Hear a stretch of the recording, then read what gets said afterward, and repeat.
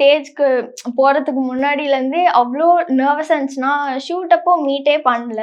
எனக்கு அங்க வந்து லோகேஷ் அங்கிள் தெரியும். டீம்ல எல்லாரையுமே தெரியும். ஆனா, அப்போ அங்க வந்து ஸ்டேஜ்ல வந்து உதயநிதி அங்கிளும், அப்புறம் கமல் அங்கிள், அப்புறம் லோகேஷ் அங்கிள் 3 பேருமே ஒண்ணா நின்னுட்டு இருந்தாங்க. நான் வீட்லயே வந்து என்னோட தாத்தா கூட இருந்தாங்க.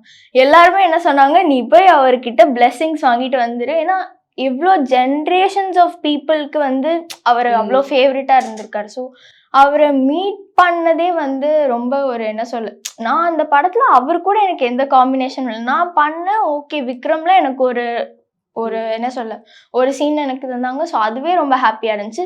அண்ட் தென் அவங்க இந்த 100 டேஸ் மீட்க்கு என்னையும் இன்வைட் பண்ணி, அவரு அதுவும் மீட் பண்ணி ஒரு ஆப்பர்ச்சுனிட்டி கிடைச்சதே வந்து லைக் நிஜமா ஒரு பிளெஸ்ஸிங்னு தான் சொல்லணும் நிஜமா. அதுக்கப்புறம் நான் போய் சொன்னேன்.